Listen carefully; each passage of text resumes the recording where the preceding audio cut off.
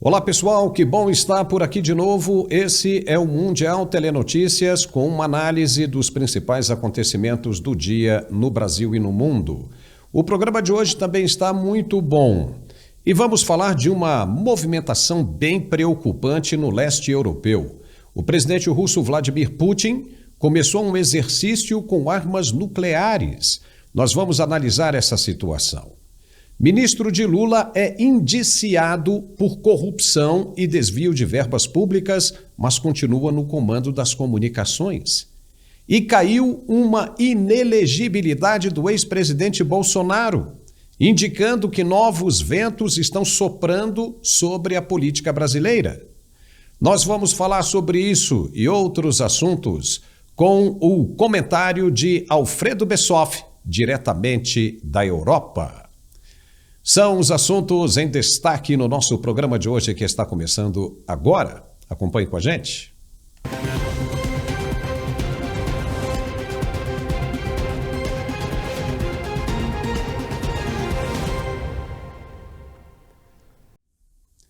E olha só como os ventos estão mudando de direção. Depois da vitória da direita no Parlamento Europeu e do crescimento e fortalecimento a cada dia que passa do nome de Donald Trump como o possível novo presidente dos Estados Unidos, alguma coisa tem sobrado na atmosfera brasileira que pode representar uma tendência notória de mudança também de tendências.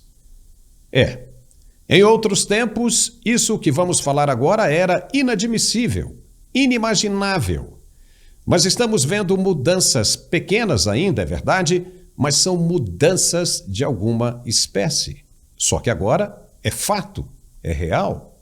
Se não, vejamos. O ministro Raul Araújo, do Tribunal Superior Eleitoral, o TSE, aceitou um recurso da defesa de Jair Bolsonaro e Walter Braga Neto e anulou uma decisão que condenava os dois por abuso durante as comemorações do dia 7 de setembro de 2022. Quase ninguém da mídia tem falado sobre o assunto, mas é extraordinário quando se analisa o curso da história. Um ministro do TSE tem entendimento diferente, bem diferente, do que achava Benedito Gonçalves. Aquele da missão dada é missão cumprida. E anula uma das inelegibilidades de Bolsonaro e Braga Neto, especificamente naquele episódio do dia 7 de setembro. Lembrando que Bolsonaro foi condenado 2 vezes. A outra foi pela reunião com os embaixadores pouco antes das eleições e que continua valendo. Sendo que ele estava no direito de exercer a política internacional que cabe ao chefe do executivo. Mas o TSE entendeu que ele cometeu abuso político e o condenou.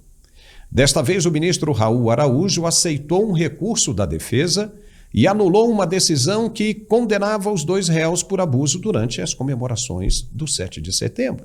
Ele entendeu que a decisão de Benedito Gonçalves de realizar o julgamento antecipadamente não foi correta e decidiu extinguir a ação de forma parcial por não julgar correto e contra o princípio da ampla defesa uma decisão com base em fatos apreciados em casos relacionados.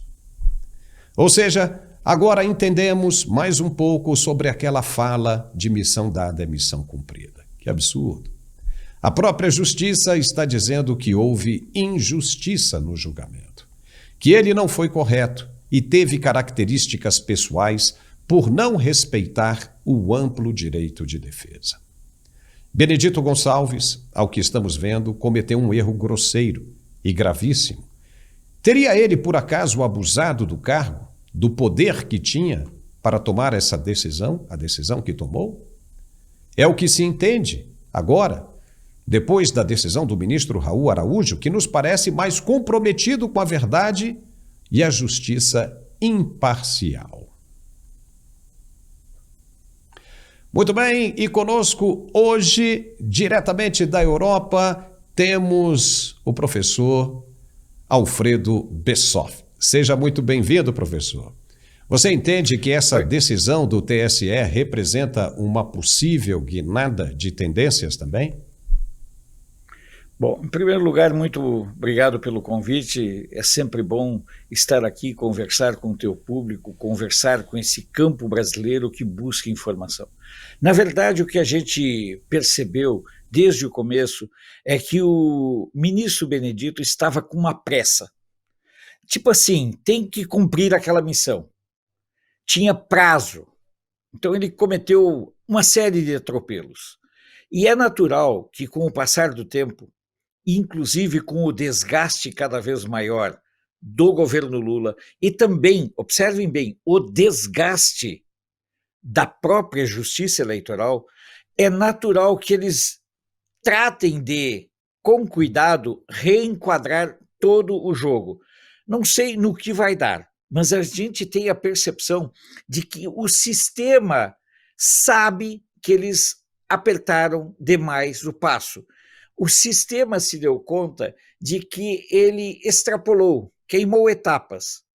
Portanto, agora, o que nós estamos observando, e iremos ver isso, acredito eu, em várias circunstâncias, há uma espécie de recomposição com ares de legalidade de algumas dessas medidas extemporâneas e exorbitantes para que todos possam voltar a ter um nível de credibilidade na justiça eleitoral.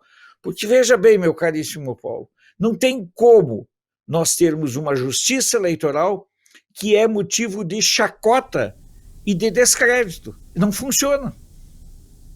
Tá, e eu te pergunto então, com base nisso, porque uma vez tendo o ministro Raul e junto com ele André Mendonça, nós temos mais uma condenação, porque na verdade foram 3, mas juntando tudo aí deram essas 2, né? Porque era do encontro com os embaixadores e também do 7 de setembro. 7 de setembro já foi embora e já tem anúncios de que muitas questões irregulares foram notadas nesse julgamento. Você acredita que agora é só uma questão de tempo para que a outra inelegibilidade também caia?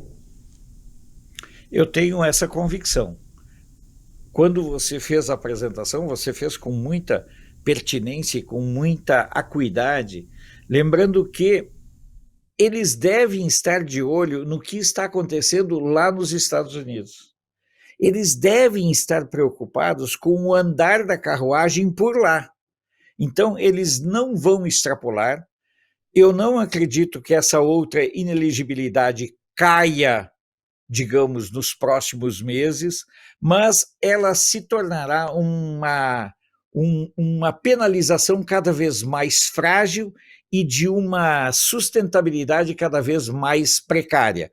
Não eu acredito que o Bolsonaro será o candidato em 2026, mas isso no devido tempo. Eu acredito que esse processo é irreversível e, volto a dizer, o próprio sistema vai tentar recuperar o mínimo de credibilidade dentro do jogo das suas atribuições. Tá certo. Alfredo, fica por aí que nós já voltamos com mais assuntos bem interessantes para a gente analisar. Ok? Fica aí. E agora nós temos um recado novo para aqueles que querem voltar a ter uma boa relação sexual como antigamente. Tem solução. Olha esse recado novo aí. Gente, agora eu quero falar sobre relacionamento. Eu sei que não é nada fácil falar sobre isso hoje em dia, ainda mais porque nós homens fomos criados para nunca falhar. Mas isso não existe. É normal o relacionamento esfriar, o desejo diminuir e às vezes até ir embora. Mas hoje em dia já existe tratamento, e tratamento de qualidade, tratamento bom que realmente funciona. Mas quem vai explicar mais sobre isso é a Tatá, sobre Max Viril Power 40. Olá, Tatá, seja muito bem-vinda. Explica pra gente. Muito obrigada, Paulo. Um prazer falar com você e com a sua audiência e trazer também um tratamento de qualidade, porque a verdade é que às vezes o homem não sabe aonde procurar ajuda. Então, quando nós falamos de Max Viril Power 40, nós estamos falando de um tratamento premium com uma formulação única e ele foi desenvolvido, Paulo, exatamente com tudo que o homem precisa para regular a vida sexual. Porque uma pessoa que tem hoje uma rotina corrida, muito estresse, problemas circulatórios, cansaço crônico, tudo isso diminui a potência do homem, né? E aí, quando a gente fala de Power 40, nós estamos falando de um produto exclusivo. Max Viril é um produto que tem nanotecnologia, é 100% natural e ele vai regular todas as funções. Então o homem percebe a diferença logo nos primeiros dias. Aumenta o desempenho, aumenta a potência, ele faz o tratamento de diversos problemas e tudo isso de forma natural. É uma explosão de vitalidade numa única cápsula. E por que 40 a mais? Porque o homem de 40 a mais, com tantas responsabilidades, com tantas coisas que acontecem no dia a dia, sente o desejo diminuindo, sente um problema para controlar a ereção e às vezes não sabe, Paulo, aonde procurar ajuda. Não é fácil, né, falar sobre isso. E é por isso mesmo que nós trouxemos aqui, ó, Max Viril Power 40. Esse aqui é o aliado dos homens, um tratamento incrível e principalmente para trazer não só a vida sexual de volta, mas muito mais disposição, Paulo. Legal, Tata. Agora me explica uma coisa. Por que o diabético precisa de Power 40 a mais? Olha só, Paulo, qualquer problema circulatório, qualquer impedimento mínimo na circulação do homem impede o fluxo sanguíneo e isso diminui a potência do homem. Vem o cansaço crônico, entre outros problemas. Então, mesmo que o diabético tenha por costume colocar ali a medicação no dia a dia, precisa ter um tratamento para ativar a parte sexual. Por quê? Porque qualquer impedimento que tenha na circulação, colesterol, diabetes, pressão alta, isso tudo diminui a potência do homem. Então, o nosso Max Viril Power 40, ele regula o fluxo sanguíneo masculino, aumenta a potência, isso traz mais rigidez, isso traz um desempenho muito mais duradouro, ele aumenta esse tempo de ação, por isso que é tão importante quem tem qualquer tipo de problema circulatório ter ali do dia a dia o nosso Power 40.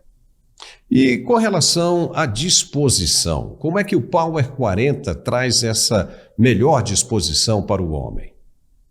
Ah, isso é muito legal, Paulo. A gente sabe que hoje em dia tem muita gente trabalhando horas em pé, horas sentado, com inúmeras responsabilidades. Então, quem é que hoje em dia não sente o famoso cansaço crônico, não é mesmo? Então, o nosso Power 40 é um tratamento inteligente. Quando ele ativa a parte sexual, ele também é um energético 100% natural. Então, ele vai tratar um problema geral, que é o cansaço crônico, aumentando o desempenho, trazendo essa explosão de vitalidade desde o primeiro dia. Então, de fato, quem começa a tomar Max Viril Power 40 percebe que na hora de acordar é diferente, chega em casa com mais energia, consegue tirar aquela meta da academia do papel, volta a jogar a bola aqui com os amigos e o principal, um tempo de qualidade com a esposa, um tempo de qualidade com quem você se relaciona. Você chega em casa, consegue namorar por mais tempo, voltam as preliminares, isso é importante para o casal, trazer essa intimidade, essa eletricidade sexual e é isso que o nosso Max Viril Power 40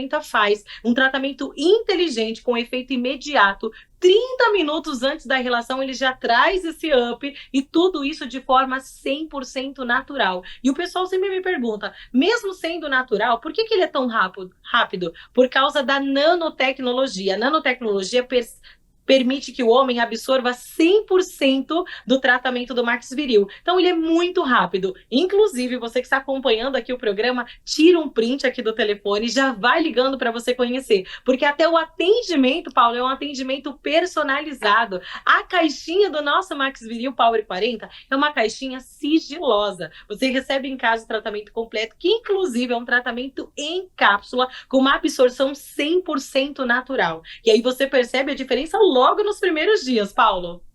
E Tata, tem promoção? Ah, eu não viria aqui participar, uma honra falar com você e com a tua audiência, sem trazer algo muito especial. Então, os primeiros 100, aliás, 100 não, os primeiros 150 que ligarem hoje, vão comprar o kit completo, ó, Max Viril Power 40, com frete grátis, você não paga o frete, tem pagamento facilitado, porque nós confiamos tanto no tratamento do Power 40, que você que é telespectador, tem facilidade na hora de pagar, e o principal, você ainda vai receber de presente um kit de churrasco personalizado, Paulo. Olha que coisa mais linda. Inclusive você que é esposa, como eu, você que sabe que o maridão é um pouco mais tímido, ligue. Vale a pena você conhecer. O dia a dia é tão corrido, às vezes a gente investe em tantas coisas e a vida sexual a gente fica meio assim na hora de investir, fica com vergonha, então não fica não. O tratamento do Max Viril vai resolver vários problemas, vai trazer de volta essa conexão entre o casal. E um homem inteligente é um homem que se cuida. Então pega o telefone, tira um print e liga agora, ó. 0800 323 0090, 0800 323 0090. Kit de churrasco para os 150 primeiros e aquele preço muito especial só para quem é telespectador, Paulo. Valeu, Tatá. Muito obrigado, hein? E até a próxima. Obrigada, meu amigo. Muito bem, já estamos de volta com o nosso programa de análises. Não é de ver que o ministro das Comunicações de Lula, Juscelino Filho, aquele rapaz que gosta de se meter em confusão adoidado, foi indiciado pela Polícia Federal por suspeita de organização criminosa e corrupção? Pois é. O curioso é que o presidente ainda insiste em mantê-lo no cargo, no governo. Na primeira reunião ministerial, quando Lula assumiu o mandato em janeiro de 2023, ele disse que quem estivesse envolvido em denúncias de irregularidades seria convidado a deixar o governo. Não é de hoje que Juscelino Filho está sendo acusado de irregularidades. E Lula não cumpre de jeito nenhum com o que prometeu aos quatro cantos, está tudo gravado. E por que ele não cumpre? Qual o problema em afastar esse ministro das Comunicações, esse moço, até que o caso seja encerrado? Se ele for culpado mesmo, como acredita a Polícia Federal, ele deverá responder na forma da lei. Mas se não for, volta para o governo com força ainda maior. Então, por que o presidente não o afasta? A resposta pode ser pelo fato de que Juscelino Filho pertence ao partido União Brasil, partido da base aliada de Lula. A situação do chefe do executivo está cada vez pior no Congresso Nacional. Arrumar uma confusão nesse momento com um partido que ainda não virou a cara totalmente pode representar um prejuízo político muito grande. O ministro foi denunciado por suspeita de desvios de dinheiro em grande quantidade para obras de pavimentação custeadas com recursos públicos da Companhia de Desenvolvimento dos Vales do São Francisco e do Parnaíba, a Codevasf. Isso foi a Polícia Federal quem disse. Alfredo, de acordo com a polícia, Juscelino Filho desviou dinheiro para obras em Vitorino Freire, no interior do Maranhão, cidade comandada pela irmã dele, a senhora chamada Luana Rezende. Na sua opinião, por que ele ainda continua no governo? Porque ele é a cara do governo. Simples, meu caríssimo Paulo. Veja bem, esse é um governo de trombadinhas. Me desculpe a expressão. Eu não sei se as pessoas vão concordar ou não, mas esse é um governo, basicamente, um governo composto desse tipo de gente. E o Lula não pode, de forma nenhuma, abrir mão. O Lula já não tem uma base parlamentar.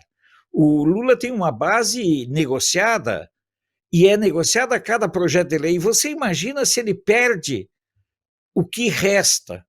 Hoje o Lula é um presidente que tem como base de apoio entre 90 e 110 deputados, num universo de 500 e tantos. Então, na verdade, aquela frase do Lula dizendo que nenhum integrante do governo ficaria lá se tivesse qualquer rasura, qualquer ato não muito recomendável, cá entre nós, né?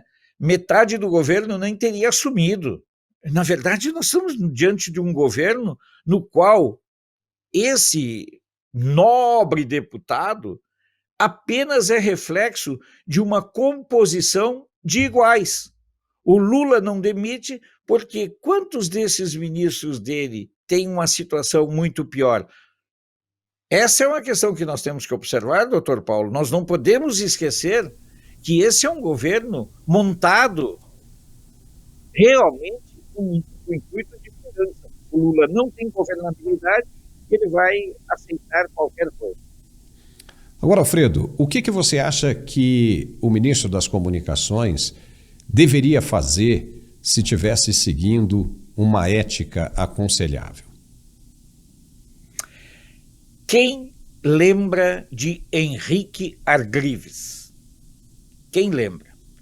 Ele era, salvo engano, era ministro da Casa Civil, chefe da Casa Civil do governo Itamar. Surgiram denúncias de estrepulias. Ele fazia parte da República do Pão de Queijo. Era o Itamar, era o Zé Aparecido, era uma turma que se reunia sempre. Surgiram as suspeitas. A primeira coisa que ele fez: me afasto. Não estou envolvido, mas me afasto e blindo o governo. Vou resolver, vou me defender. Depois de um tempo, se constatou que nada havia contra o Henrique Argrives. Simples. Se ele tivesse realmente comprometimento com o governo e com o país, o Juscelino faria a mesma coisa.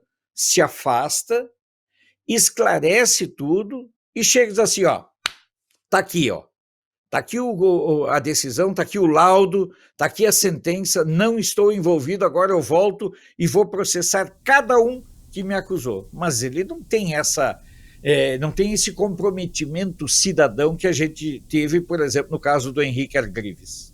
No caso do Argrives, ele estava bem confiante, né? Ele sabia que as acusações não se sustentavam, né? Ele sabia do que ele fez, ou seja, que ele era inteiramente inocente. E teve um ato muito nobre que foi de blindar o presidente para que não prejudicasse o governo do presidente Itamar Franco. A questão agora é saber o seguinte: será que Juscelino Filho tem segurança sobre o que está sendo acusado? Será que ele realmente é inocente ou ele é culpado? Não é?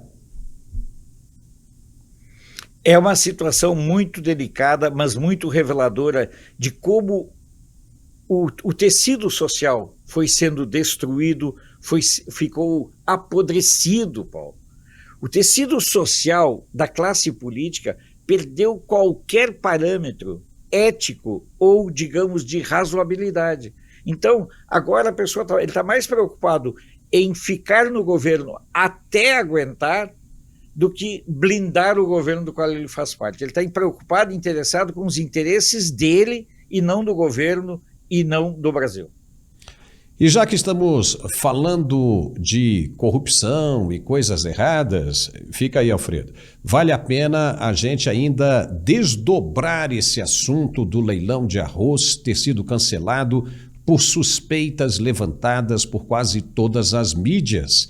O presidente Lula mandou suspender o leilão, que escolheu 4 empresas para distribuir 263 mil toneladas de arroz compradas no exterior. Ficou muito ruim para todo lado, para todo mundo envolvido no certame. O governo recuou porque ficou de verdade com medo de estourar mais um escândalo de corrupção e respingar no Planalto. Alfredo, qual é a sua opinião sobre a suspensão desse leilão? Eu creio que todo esse processo evidencia uma situação muito clara, na minha opinião. Existe uma diferença entre querer e precisar.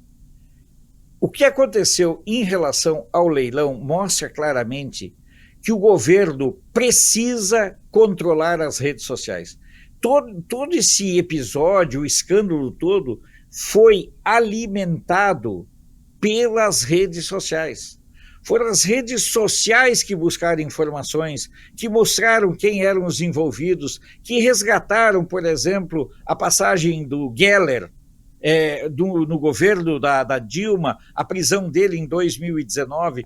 Portanto, o que nós estamos observando é que nós não podemos mais, em hipótese nenhuma, repetir a frase de que o governo quer controlar as redes sociais. O que nós temos é um governo que precisa controlar as redes sociais, porque do contrário ele não consegue, mesmo gastando milhões e milhões, fazer valer a sua narrativa, porque com a descentralização da comunicação, da emissão de comunicação, um canal igual ao seu, observem bem, um canal desse porte, onde um programa atinge milhares e milhares de pessoas, isso tem um efeito devastador.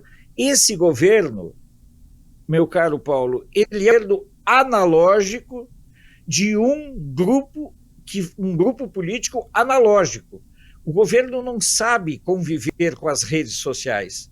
E quem deflagrou todo esse processo, que implodiu o leilão, mostrando a casa lá de queijo e tudo mais, foram as redes sociais através de informações que foram sendo buscadas. É por isso que eu digo, o governo atual, o sistema atual não quer, ele não é questão de querer controlar as mídias e as redes sociais, ele precisa para que episódios assim não aconteçam outras vezes.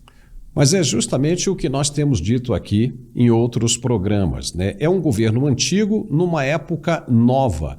Não há mais como esconder o que se fazia antes e estão tentando trazer de volta todos os costumes, todos os hábitos que exerciam no passado. Só que agora nós temos o advento das mídias sociais. E as mídias sociais vieram para ficar, para mostrar a verdade, para separar o que era mentira de um governo para a verdade nua e crua, chegando de imediato no seu destino, que é o usuário. Então fica difícil.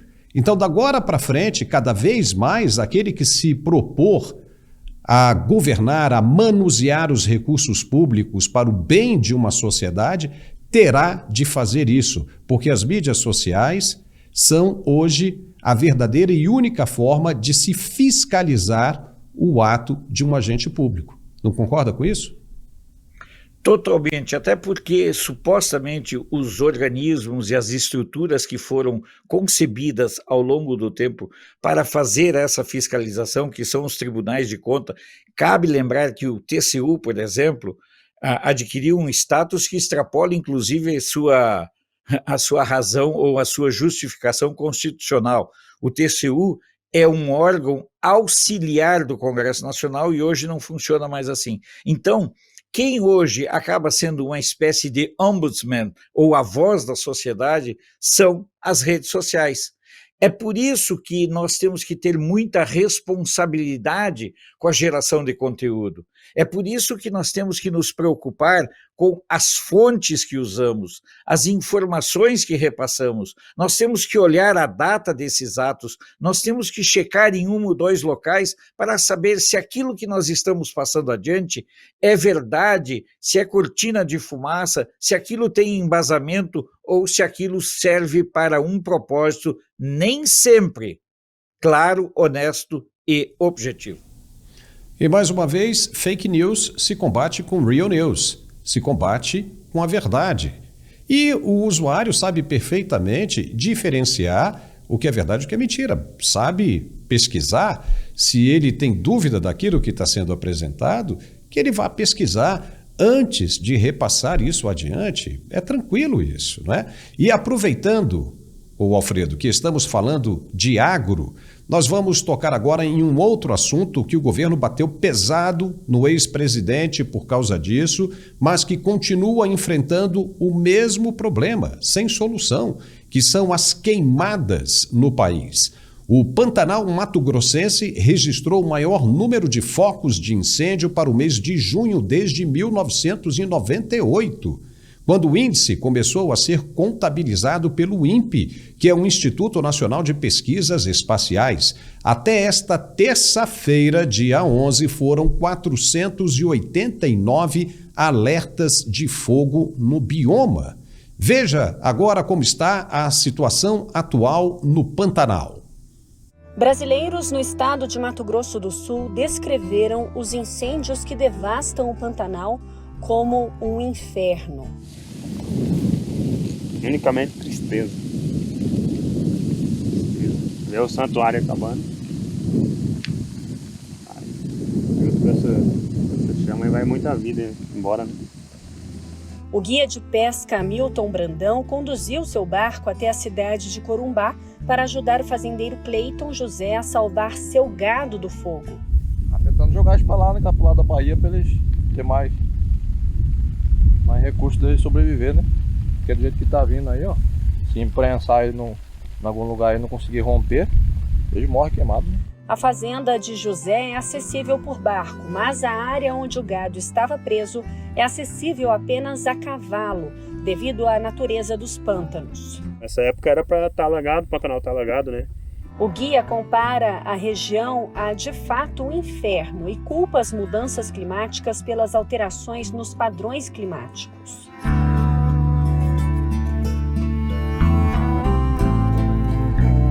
O Pantanal é conhecido como a maior planície alagada do mundo e agora a gente vê isso aqui, ó, parecendo um deserto, parecendo um inferno, fogo para todo lado. Os incêndios no Pantanal brasileiro aumentaram quase 10 vezes até agora neste ano, atingindo os níveis mais altos desde 2020, quando o bioma sofreu seus piores incêndios já registrados. E agora está muito seco e é através dessa mudança climática, a gente já sabe. Tá tudo incerto, né? Tipo, esse período que era para estar cheio está seco, no período que era para estar seco está chovendo demais. Os números alarmaram a região, que se dirige para a temporada de maior risco de incêndios, que geralmente começa em julho e atinge o pico em agosto e setembro. Está na hora de abrir os olhos, querer ter vontade de mudar, isso que dá tempo ainda, né? Dá tempo.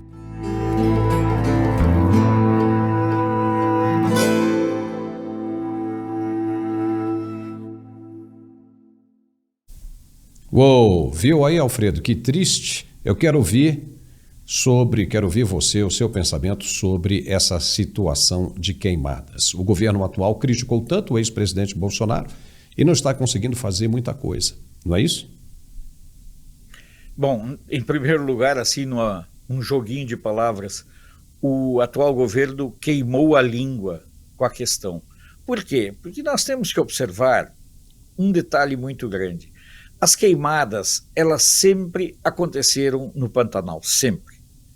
Eu não tenho informação exata sobre qual é o percentual de queimadas dessas que são provocadas, porque há estudos que boa parte dos incêndios são criminosos e muitas vezes provocados. Eu penso que há por trás de certas tragédias uma série de interesses. Talvez algumas pessoas se decepcionem com o que eu diga, mas claro, há mudanças climáticas, claro, mas as mudanças climáticas, as alterações climáticas, elas fazem parte da história da humanidade. Basta lembrar que a Groenlândia já teve florestas. A minha cidade, Candelária, no Rio Grande do Sul, já foi mar. Portanto, o que nós temos que pensar é menos discurso e mais ações. Avaliar corretamente, tirar o emocional disso, observar atentamente quem está por trás, porque certamente, Paulo e netespectadores, tem pessoas que estão levando vantagem com essa tragédia. Tem grupos que certamente ganham muito com esse aspecto das tragédias. Enquanto nós continuarmos fazendo do meio ambiente um fla-flu, enquanto nós não tivermos capacidade de colocar frente a frente pessoas com pontos de vista divergentes, mas que possam apontar soluções, eu penso que alegar uma ou outra razão é tudo muito imediatista. Eu tenho muito medo quando sentenças passam a ser ditadas, lembrando o caso do TSE e da absolvição da demanda do Bolsonaro, eu tenho muito medo quando sentenças começam a ser definidas, prolatadas, antes mesmo de serem feitos os estudos reais. Vamos nos basear em quem? Nas análises das ONGs? Vamos nos basear em análises circunstanciais de grupos políticos? Vamos nos basear em achismo? Ou nós vamos ter a capacidade de enfrentar a realidade a partir dos dados? A manipulação dos dados é algo que me preocupa sobremaneira.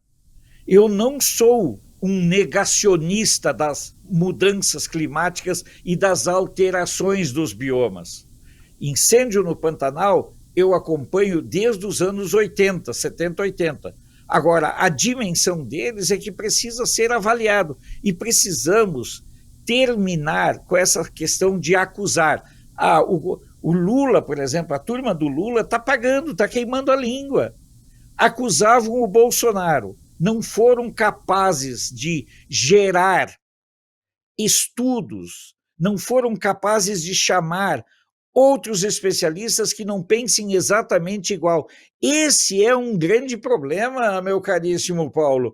É muito difícil, é muito enojante você observar que as pessoas não querem discutir a realidade, elas querem fazer valer um ponto de vista. Portanto, as queimadas do Pantanal são assustadoras, mas mais assustador do que as queimadas em si é a omissão desse governo, é a incapacidade desse governo e é a impotência desse governo. E aí uma outra questão, só para encerrar, doutor Paulo, é a leviandade da mídia, que antes inventou até girafas na Amazônia, agora faz vistas grossas e faz de conta que não é nem no Brasil. Bom, Pantanal nem faz parte do Brasil. Você me lembrou, você falou da década de 70 e 80, você me lembrou na época do regime militar, onde se divulgava imagens de um Brasil que não era assim tão real. Muita pobreza, né, muita comunidade, com esgoto correndo a céu aberto.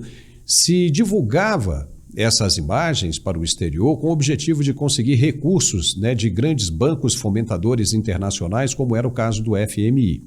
Uma pergunta que eu faço agora: com inúmeras ONGs atuando hoje no bioma brasileiro, tanto na Amazônia quanto no Mato Grosso, essas ONGs têm recebido fortunas de governos internacionais, justamente para combater as queimadas, a destruição de florestas. Eu me pergunto e pergunto a você, você acha que se toda essa situação terminasse, se as queimadas e o desmatamento acabassem, esse dinheiro, essas quantias vultosas não viriam mais para essas ONGs? Então eu acredito que talvez isso tenha alguma correlação com o que você está dizendo, com o que você está pensando. Não seria mais ou menos isso? É bem por aí. Quem mata sua galinha dos ovos de ouro?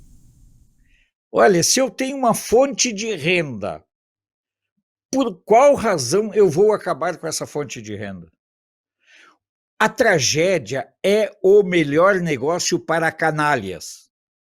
A tragédia é a pior situação possível para as pessoas honestas, mas para quem já tem um caráter delituoso, alguém que é um amante e que leva vantagem com a tragédia, meu caríssimo Paulo, esse vai querer cada vez mais fogo, fogo e fogo. Até porque tem tanta ONG que talvez se cada uma das ONGs pegasse uma árvore da floresta amazônica, ainda ia sobrar árvore sem ter, não ia faltar árvore para cada membro de ONG abraçar. Porque é tanta ONG, são milhares de ONGs, são bilhões e bilhões. E aqui eu quero passar uma informação que, na minha opinião, é fundamental, meu caríssimo Paulo. Você sabia que o único país que está tentando criar uma legislação efetiva de fiscalização e de prestação de contas das ONGs é o Peru? E por querer isso, o governo, o Congresso peruano está sendo atacado pelo governo dos Estados Unidos e pela União Europeia. Observa que quem financia as ONGs é quem leva vantagem. O Brasil precisa estar nessa posição para continuar pedindo dinheiro. As ONGs vivem da tragédia. Paulo, as ONGs não vivem de nenhuma solução. Eu não estou dizendo que não existe o problema. Eu não estou negando o problema. Eu estou dizendo é que o problema é um grande negócio. Tá certo. Alfredo, de novo, fica por aí que a gente já volta. E agora nós temos um outro recado, só que para as mulheres que querem combater as rugas. Olha só que legal esse novo produto, se liga aí. E quem está chegando para falar desse produto novo é a Alessandra. Olá, Alessandra, já estava com saudade. Fala pra gente que produto novo é esse que você está trazendo. Oi, Paulo, estava com saudade também, é um prazer enorme, uma alegria muito grande estar aqui no seu programa e para falar de um produto maravilhoso que está fazendo o maior sucesso e que já está aqui na minha mão, Paulo, é o Serum Selfie da Florim. Eu te pergunto, meu amigo, você tem ideia do que esse sérum faz com a gente? Não tenho ideia e estou aqui louco para saber o que é. Olha só, Paulo, ele é um sérum rejuvenescedor. Mas ele não é um sérum qualquer, não. Ele é um sérum que tem ação 4 em 1. Então, ele tem efeito preenchedor, ou seja, ele vai preencher as linhas e as rugas. Sabe as linhas de expressão? Bigode chinês, pé de galinha, todas aquelas ruguinhas, né, que marcam bem o nosso rosto e talvez te deixe até com impressão de estar com uma pele cansada ou aparenta uma pele mais velha do que a sua própria idade. Esse sérum, gente, ele faz muita coisa boa na nossa pele. Uma das coisas é o efeito preenchedor, como eu falei, né, Paulo? Então, ele vai preencher as rugas e as linhas de expressão. Ele tem efeito tensor também, Paulo. Olha que interessante. O efeito tensor, que a gente gosta, é conhecido como efeito Cinderela. Quando você passa o sérum, ele já dá uma esticada na pele na hora. Uau. E o legal desse sérum, tá? É que serve para homens e para mulheres também. Opa. Então todo mundo pode usar o sérum, é maravilhoso, tenho certeza que você vai amar, que eu já sei que você tá com um aí no estúdio. Mandaram aqui para mim. Que você vai gostar. Você vai gostar, viu, Paulo? Porque ele tem esse efeito tensor e o legal é o seguinte, que ele tem um efeito também de nanotecnologia. O que é isso? Ele trata a camada mais profunda da pele. Então o resultado não fica só no superficial. Você vai sentir uma melhora na pele, a sua pele vai ficar mais bonita, mais viçosa, vai suavizando as linhas e as rugas, como eu falei. A sua pele vai ficando cada vez melhor, é como se fosse uma harmonização natural e com nanotecnologia que faz toda a diferença. Ou seja, ele vai tratar a sua pele de dentro para fora também. Os resultados são maravilhosos, eu tenho certeza que se você usar todos os dias, você vai ficar com a pele cada vez mais linda. Olha só, Alessandra, me mandaram aqui. Coisa, né, tá aqui, ó. Olha, e é bem bacana, né? Olha só. Tem um cheiro bom também, não né, é Alessandra? cheiroso? Agora, como é que usa isso aqui? Usa isso aqui à noite, de dia? Como é que é isso? Você pode usar à noite, pode usar de dia, depende da sua rotina, tá? O importante é usar todos os dias, porque ele é um sérum de tratamento também devido à nanotecnologia, como eu falei. Ele vai deixar a sua pele mais bonita e é o seguinte, gente, primeiro, a embalagem desse produto já fala por si só, né, Paulo? Olha que embalagem mais linda, gente! E o cheirinho dele também é maravilhoso. Outra coisa importante falar desse produto, Paulo, a textura é super levinha. Então, na hora que você passar na pele, você vai sentir que a sua pele vai ficar bem com aquela textura levinha, não deixa a pele oleosa, nada disso. E aí, a gente tem uma pazinha para você colocar a quantidade necessária que o seu rosto precisa. Pegou a pazinha, colocou, passou. A pazinha é interessante também, porque aí você não contamina o produto, então na hora você não coloca a sua mão no pote, você vai usar a pazinha. E aí você usa o seu sérum todos os dias, escolha o melhor horário, e você pode usar antes da maquiagem ou os homens para trabalhar, logo de manhã, lava o rosto, passa o sérum, vai trabalhar, que eu tenho certeza que a sua pele vai ficar maravilhosa. Ô Paulo, esse sérum tá dando o que falar, viu? Eu tenho ouvido mesmo, né? Bem bacana. E ele tem um cheiro bom, né? E vai rejuvenescer pelo menos aí uns 5 anos a pessoa que estiver usando, né, Alessandra? Muito bom. Com certeza. Meu amigo, falta só 3 anos aqui para eu fazer 40, tô usando o sérum todo dia. Tá com cara de menininha de 15, isso é muito bom. Qual é o telefone, Alessandra? Gente, o sérum. Ó, 0800 909 0050. 0800 909 0050. O telefone é super fácil e eu trouxe uma promoção especial com presente para o seu programa. Já posso falar a novidade, Paulo? Claro, por favor, fale aí.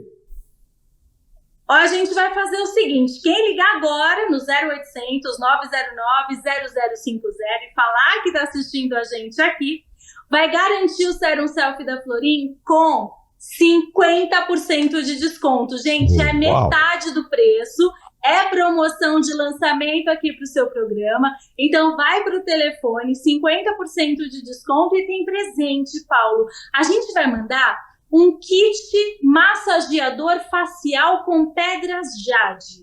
Nossa, que é isso, Ale? Como assim pedras jade? São pedras que vão fazer uma limpeza no seu rosto. Então você pode fazer massagem no rosto, uma drenagem no rosto. São pedras maravilhosas que a gente vai mandar de presente para quem está assistindo a gente. Então vai para o telefone, porque esse presente, Paulo, eu só consigo garantir para 50 primeiras ligações. Então, adquirir o Serum, o presente está garantido, mas também 50% de desconto já é um presente, né, meu amigo? Com toda certeza. Alessandra, muitíssimo obrigado. Vou fazer uso disso aqui, né? Tá aparecendo aqui um pouco de ruga e eu vou usar. Muito obrigado, Alessandra, e nos vemos de novo na próxima, hein? Tchau. Combinado, meu amigo. Obrigada. Pessoal, todo mundo sabe que a gente precisa manter essa estrutura que não é barata. Como não recebemos verbas de governo, como as redes abertas, temos que sobreviver com os comerciais privados. Por isso, pedimos muito a sua compreensão com relação a essa situação. Por favor.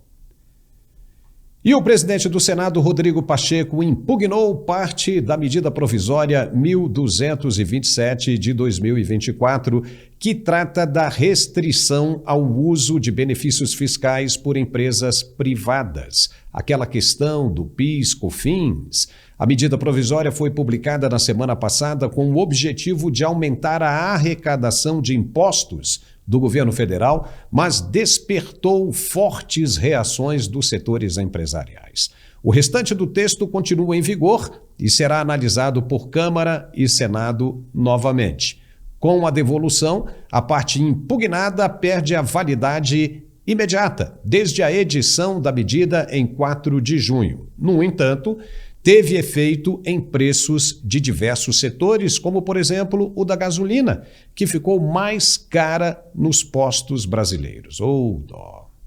Na avaliação de Rodrigo Pacheco, o trecho da medida provisória foi cancelado por flagrante inconstitucionalidade. Ele disse que o parágrafo 6º do artigo 195 da Constituição Federal obriga que alterações tributárias como essas podem ter validade imediata, mas precisam obedecer à chamada noventena, ou seja, só podem valer após 90 dias. Alfredo foi mais um duro golpe nas intenções do governo de arrecadar adoidado para bancar as contas, não foi? Olha, esse governo lembra o filho do pai que era rico e que de repente ficou pobre. Ele continua gastando como se o pai tivesse fornecendo dinheiro. Concorda, doutor Paulo? É assim, vou gastando. Mas, filho, o dinheiro acabou. Não, mas busca aí, busca no agiota, busca em algum lugar. Na minha visão, esse governo, ele é um governo que está preparando um cenário, é a minha opinião. É um governo que está preparando o cenário para a sua inviabilidade e, ao estar inviabilizado, coloque como única alternativa, por exemplo, fazer com que o Brasil busque o dinheiro fácil, entre aspas, do grande agiota hoje do mundo, que é a China, fazendo com que o Brasil entre no novo cinturão da rota e da seda, da rota da seda, cinturão e rota da seda. Esse é o meu medo. Ou seja, o governo vai esgarçando financeiramente todos os seus recursos, ao ponto de ter como única solução essa alternativa de entregar o futuro do Brasil, e quando eu falo entregar o futuro do Brasil, eu estou falando em algo de 30, 40 ou 50 anos. A armadilha da dívida que a China propõe como bom agiota, bom entre aspas, é uma coisa perigosíssima. O governo emite medidas provisórias, o governo ataca qualquer direito no seu afã de arrecadar dinheiro. Porque ele é tão gastador, meu caríssimo Paulo, que ele não sabe nem quanto ele arrecada, nem quanto ele gasta. E o princípio básico, elementar de qualquer análise financeira, que a gente começa na nossa casa, é não gastar mais do que arrecada. Se a família tem digamos, uma renda, somando a renda do pai, do esposo e da esposa, se essa renda for, por exemplo, de 10 mil, não tem como essa família gastar todo mês 11 mil reais. Vai chegar num ponto, bom, um mês cobre com cheque especial, no segundo, mas e aí? Até porque dívida é uma bola de neve. Você estancar um processo de endividamento, ainda mais de um país comandado por um governo gastador, olha, é um desafio muito grande, porque nós podemos observar o que está acontecendo na Argentina. O Milei tenta se livrar da armadilha da dívida que o governo do Alberto Fernandes criou na sua negociação com a China. O Milei nem aceitou completamente, digamos, fazer parte do cinturão, mas mesmo assim o gargalo, o laço já estava armado. Então, eu penso que o governo está conduzindo o nosso país para um precipício muito perigoso. Eu penso que, enquanto brasileiros, nós temos que prestar muita atenção e nós temos que cobrar a base parlamentar que nós elegemos no Congresso Nacional para que a eventualidade do Brasil fazer um acordo, ter um acordo de entrar no cinturão, seja submetida, eu gosto dessa palavra, Paulo, ao alvitre dos congressistas. Tá certo. E agora é que o barco vai afundar mesmo de vez. O governo quis usar o PIS e o CONFIS para suprir essa desoneração da folha de pagamento e agora não tem um plano B, Alfredo. Ou seja, vai acabar sendo obrigado a cortar na própria carne, a tirar dos programas sociais que inventou sem sentido, como as obras do PAC, por exemplo. E aí, como é que vai ficar agora? Não é isso? Querem saber? Eu creio que, por enquanto, eles vão tratar de remendos. Mas o meu medo mesmo, verdadeiro, é quando houver a mudança de comando do Banco Central. Aí o governo passa a emitir moeda e começa um processo inflacionário violentíssimo, até porque alguns analistas dizem que inflação é bom para o pobre. Não! O primeiro que sofre é o pobre. O primeiro que se ferra com a inflação é o assalariado, mas tem analistas de muito impacto e repercussão que dizem que inflação pode ser bom. Inflação nunca é boa. Há uma inflação natural do processo, do processo econômico, tem uma inflação natural, mas essa inflação que eles querem trazer para o Brasil através da emissão de moedas, essa inflação, ela é assustadora e ela é, ao mesmo tempo, mais uma demonstração da leviandade. O governo não pensa em cortar nenhum privilégio. O governo não quer trabalhar com o fim de nenhum privilégio. O governo só quer aumentar os privilégios. Por que não diminui 10 ou 15 ministérios? Nós temos hoje 39 indo para 42 ministérios. Poxa vida, corta 10 ministérios e você vai ter praticamente o mesmo quantitativo de dinheiro que eles querem compensar com essa medida provisória do fim do mundo. É muito simples. O problema é que cortar não é fácil, né, Paulo? Com toda certeza. E agora nós vamos falar um pouco do internacional, Alfredo. Fica por aí. O presidente russo Vladimir Putin começou um exercício perigoso junto com a Bielorrússia. Ele está movimentando ogivas nucleares pela região para colocar medo nos integrantes da OTAN. Veja aí. O Ministério afirmou que os exercícios visavam garantir que o pessoal militar e o equipamento dos dois países estivessem prontos para proteger sua soberania e integridade territorial. Durante o exercício, serão trabalhadas questões de treinamento conjunto das unidades das Forças Armadas da Federação Russa e da República da Bielorrússia para o uso em combate de armas nucleares não estratégicas, disse o ministro da Defesa. O presidente russo Vladimir Putin, no mês passado, ordenou que seu exército praticasse a implantação de armas nucleares táticas após o que Moscou disse serem ameaças da França, Grã-Bretanha e Estados Unidos. Uau, aí preocupa, hein? E Alfredo, você que é um analista internacional, você que está aí na Europa, é bom abrir o olho, hein? Fica alerta aí, hein?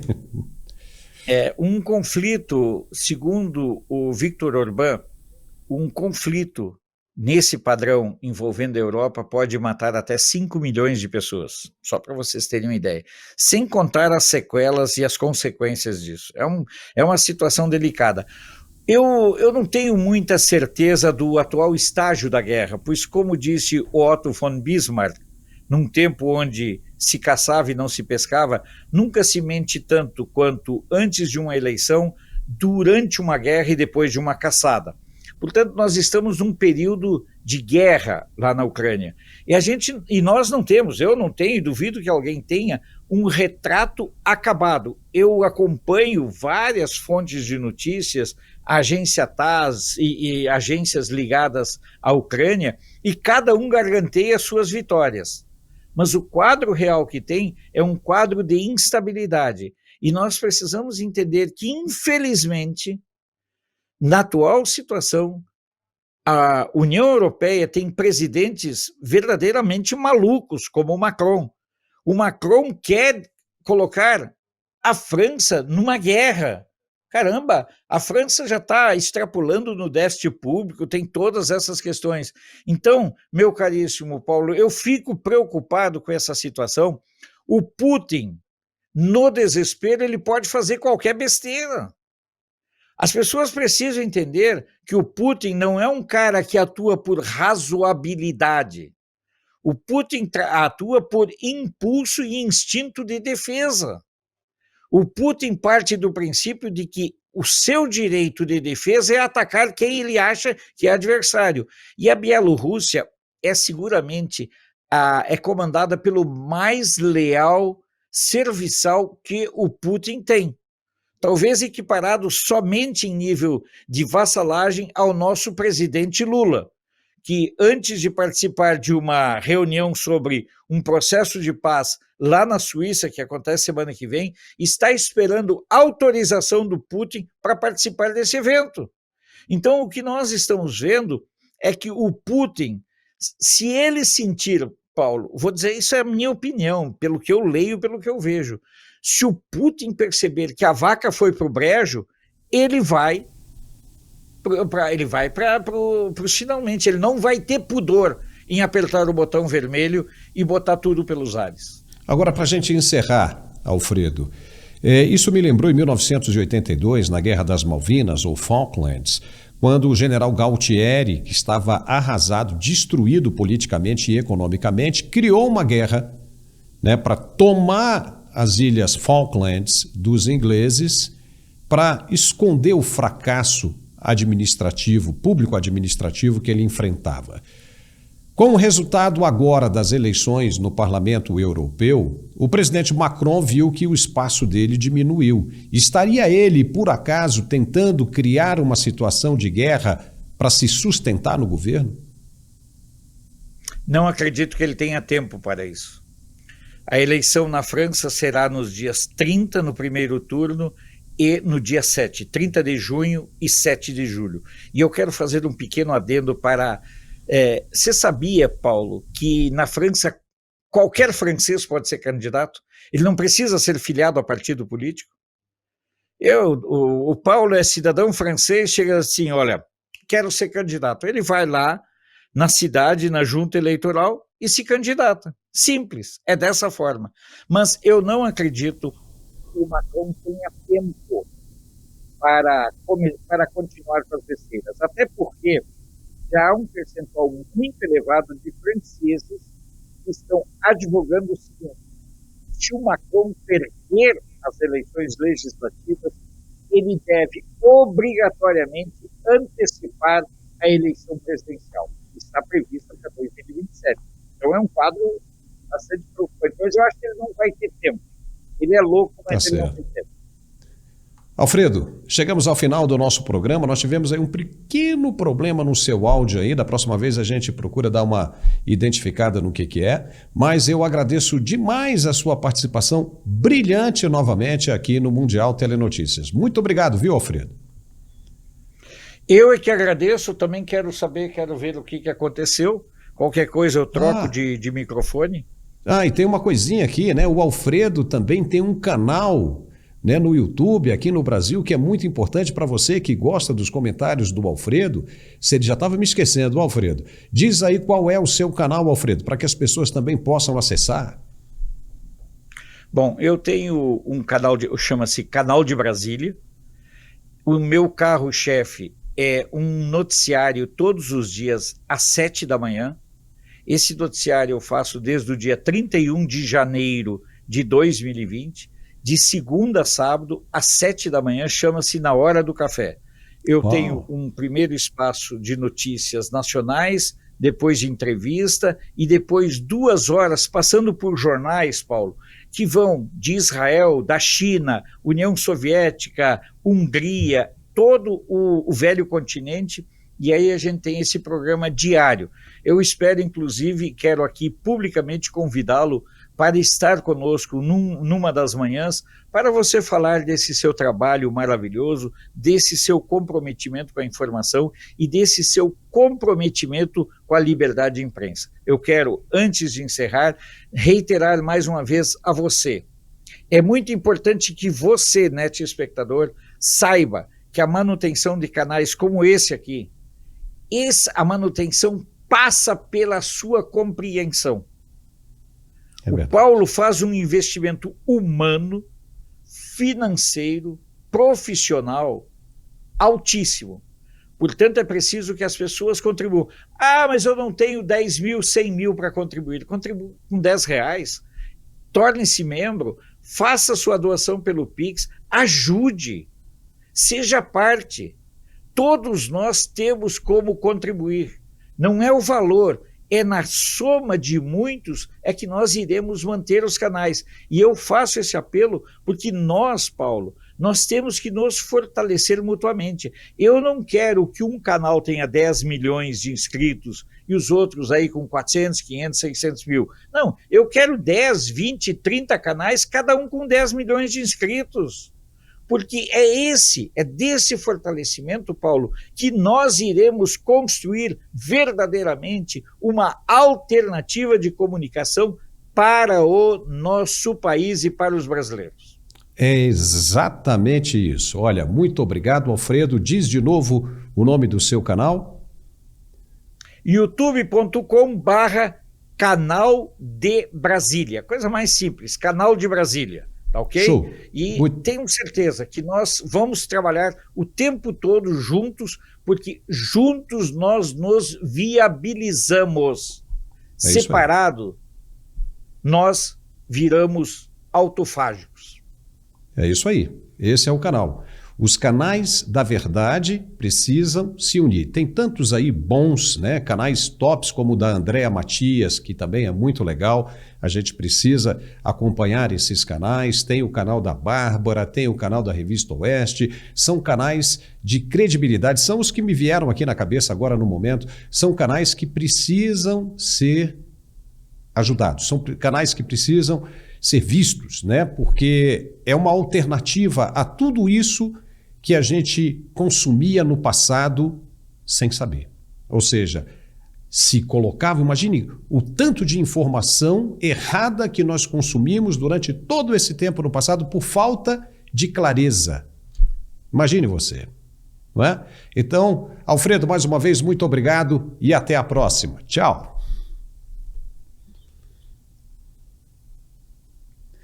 E nós chegamos ao final, ficamos por aqui. Se você gostou de nosso programa de hoje, nos dê um like, compartilhe o máximo que puder, também se inscreva, como o professor Alfredo disse, e comente à vontade.